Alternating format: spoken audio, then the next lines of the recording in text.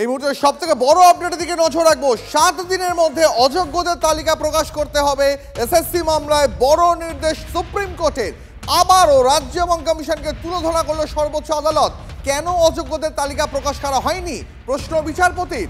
আলো বিস্তারিত জানাবেন জ্যোতির্ময়, রয়েছেন আমাদের সঙ্গে আমাদের প্রতিনিধি জ্যোতির্ময়।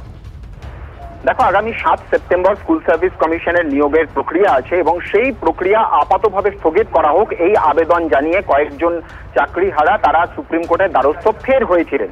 আজকে সেই মামলা চলাকালীনই সুপ্রিম কোর্টে স্কুল সার্ভিস কমিশন তারা প্রশ্নের মুখে পড়ে যে এখনো কেন অযোগ্যদের নামের তালিকা প্রকাশ করা হয়নি। কারণ অযোগ্যদের নামের তালিকা যখনই প্রকাশ করা হয়ে যাবে তখনই কারা এক্ষেত্রে যোগ্য প্রার্থী তা সম্পূর্ণভাবে ছবিটা স্পষ্ট হয়ে যাবে এবং তখনই স্পষ্টভাবে জানিয়ে দেওয়া হয় যে আগামী 7 দিনের মধ্যে অযোগ্যদের নামের তালিকা প্রকাশ করতে হবে। এর পাশাপাশি সুপ্রিম কোর্টের আজকে অত্যন্ত কড়া অবজারভেশন। সুপ্রিম কোর্ট জানিয়েছে যে নতুন যে নিয়োগ প্রক্রিয়া চলছে অর্থাৎ 7ই সেপ্টেম্বরের যে পরীক্ষা রয়েছে সেই প্রক্রিয়ার উপরে প্রতি মুহূর্তে সতর্ক নজর রাখছে সুপ্রিম কোর্ট। যদি কোনো রকম গলদ হয় সঙ্গে সঙ্গে হস্তক্ষেপ করবে সুপ্রিম কোর্ট এবং এই অযোগ্যরা তারা বহু মানুষের জীবন নষ্ট করেছে। তাদের নিয়োগের নেপথ্যে ছিল স্কুল সার্ভিস কমিশন, রাজ্য সরকার এবং বোর্ড, অর্থাৎ সরাসরিভাবে স্কুল সার্ভিস কমিশনকে কাঠগড়ায় দাঁড় করানো হয়েছে। এবং তার পাশাপাশি সুপ্রিম কোর্ট জানিয়ে দিয়েছে যে 7ই সেপ্টেম্বর যে পরীক্ষা স্থগিতের আবেদন জানানো হয়েছে সেই আবেদন খারিজ করে দেওয়া হয়েছে। 7 এবং 14ই সেপ্টেম্বর নির্ধারিত সূচি অনুযায়ী পরীক্ষা হবে এবং যারা এক্ষেত্রে যোগ্য বলে মনে করছেন তারা 2রা সেপ্টেম্বর পর্যন্ত তারা আবেদন জানাতে পারবেন এবং যারা যোগ্য বলে প্রমাণিত হননি তাদের এর আগেই জানিয়ে দেওয়া হয়েছে যে কলকাতা হাইকোর্টের দ্বারস্থ তাদের হতে হবে। তবে সবথেকে গুরুত্বপূর্ণ খবর যে আগামী 7 দিনের মধ্যে অযোগ্যদের নামের তালিকা প্রকাশ করতে হবে। একেবারে জ্যোতির্ময়, এই মুহূর্তের সবথেকে বড় আপডেট, 7 দিনের মধ্যে অযোগ্যদের তালিকা প্রকাশ করতে হবে। এসএসসি মামলায় বড় নির্দেশ সুপ্রিম কোর্টের। রাজ্য এবং কমিশনকে তুলোধনা সর্বোচ্চ আদালতের। কেন অযোগ্যদের তালিকা প্রকাশ করা হয়নি প্রশ্ন বিচারপতির। অযোগ্যদের জন্য কেন হাইকোর্টে গিয়েছিলেন? আপনাদের কোনো যুক্তিই ধোপে টেকে না। অযোগ্যরা পরীক্ষায় বসলে ফল ভুগতে হবে, এসএসসিকে হুঁশিয়ারি সুপ্রিম কোর্টের।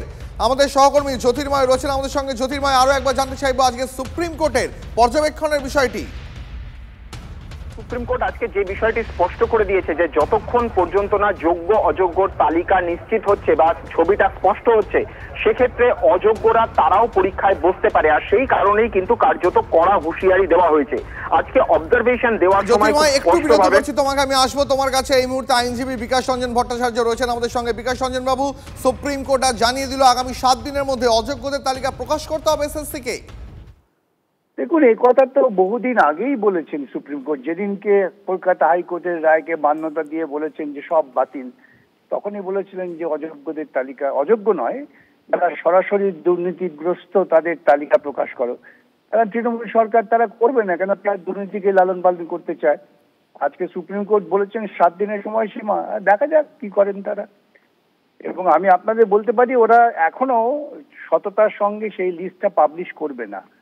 কেন ওরা জানেন এই যাদের থেকে টাকা নিয়েছেন তাদের নাম যদি বেরিয়ে যায় তখন তো ওদের পক্ষে আরো বিপদ। সুতরাং ওরা কোনো কাজটাই সততার সঙ্গে করবে না, এই নিয়ে কোনো সন্দেহের কারণ নেই। ধন্যবাদ।